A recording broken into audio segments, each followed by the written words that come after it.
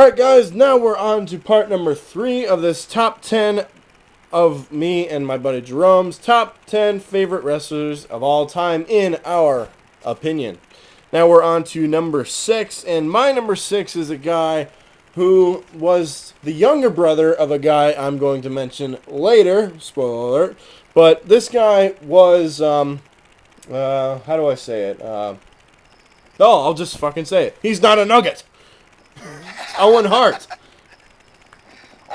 Owen Hart, man. I miss him so much. It really sucks that he had to die that way, the way he did.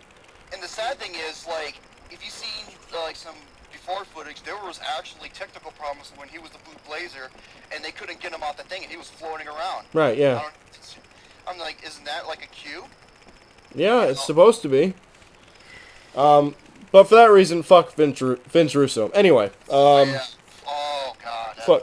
Fuck that asshole. But Owen Hart, he could have a great match with anybody. I mean, his match with Brett, like you mentioned before, That's like best opener at WrestleMania. best opener in a pay-per-view. Best opener at WrestleMania. Close second would be Danny Bryan, Triple H. Just saying. But Owen, he's the king of the ring. He won the Intercontinental title. It's a shame that he never won the world title. He was a tag title many times. Tag champion with British Bulldog, which Yokozuna, and Jim Cornette is their manager. Oh God. Jim Cornette. Oh, yeah, but he had the charisma that could make you sit down and make you watch his matches. I mean, you never know what he could do. He had the power. He could brawl. He could power you. He could. He was a great technical guy. He was just all around, pretty much all around. Throw them all together, you get Owen Hart. And I love his feud with Brett too. His feud with Brett was awesome. He should have won that cage match at SummerSlam. Yeah. He should have won that cage match at SummerSlam. That way, he could have been undefeated against his brother. Yeah. That's actually true. Yeah. I mean, it was the shock in the world when he actually beat Brett. Yeah. Oh yeah. Mania. No one saw that coming. Yeah, but if he won the cage match, it was like, okay, it's not a fluke. He's the shit. But yeah, Owen Hart is so. I have so much respect for that guy. I miss him to this day. He is one of the best of all time. That's why he is my numero 6. It's pretty sad that he's not in the top 50 on their list either. He wasn't on there. No. He wasn't even mentioned. That's because of his wife, but she still has hard feelings towards the WWE, but it was. I don't blame her. Yeah. I mean, look how they treated the Hart family, dude. It's disgusting. Mm-hmm. Okay. My number 6. He's arguably the greatest wrestler of all time. If it wasn't for this man, there probably wouldn't be no wrestling today. And I'm calling about the immortal Hulk Hogan. Mm-hmm.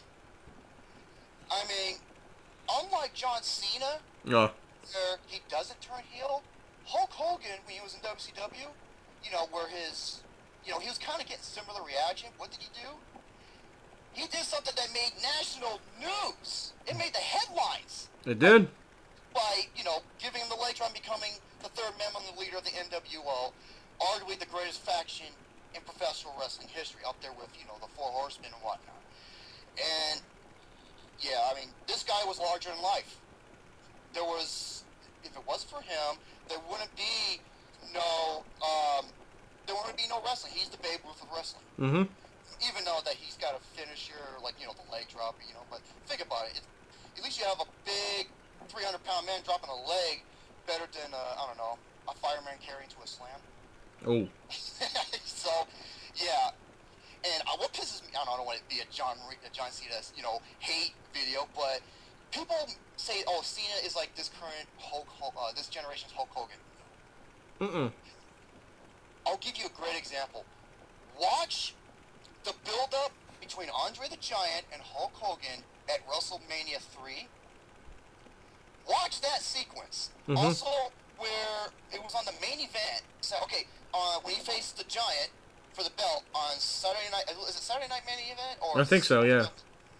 30 to 40 million people tune in to watch that match. It was a rematch of the second. And watch his reaction when he found out what happened, and the interview with Mean Gene. That doesn't look like acting. I was like, man, this guy is legit, okay? And a lot of people, and remember, he wrestled in Japan. He was in, Hulkamania was already big before he entered. Oh, yeah. So, yeah, you can't go wrong with Hulk Hogan, man. Can't beat that at all. So, unlike Cena, Hogan did business. He put people over. Yeah, he did. Lesnar over, Undertaker, Ultimate Warrior, and therefore. Yep. So, there you go. Number 6, Hulk Hogan. All right, number 5 is my number 5 is a guy that you mentioned in your honorable mentions. He is a guy that I watched when he debuted all the way up until when he retired, unfortunately, back a few years ago. And I, of course, am talking about the Rated R Superstar, Edge. Yeah, like you said, back in the day when he was Edge and Christian doing the whole 5-second poses and stuff. For the benefit of those with flash photography. That spear off the ladder. Yep, him, the Hardys, and the Dudleys, man. Those are the best tag matches I've ever seen. Yeah, best tag teams of all time. Yep. Those three right there. But his singles career, I think, was much better. I mean, he was a multiple-time world champion, had awesome feuds with pretty much everybody. His feud with Undertaker was awesome. His feud with Batista was pretty good. His feud with Cena was okay, except for the last match. Yeah. My favorite, because it wasn't kayfabe, but they turned it into somewhat kayfabe, is him and Matt Hardy. Oh, yeah. Oh, yeah, that was real life on... That reminds me where Jim Ross, arguably the greatest announcer ever, Michael Pulsmoker, Jim Ross, because Lita, on the WrestleMania 17, Lita was going after Edge. He was going for the belt, and Jim Ross said the funniest thing. He goes, Lita's jerking Edge off of the ladder.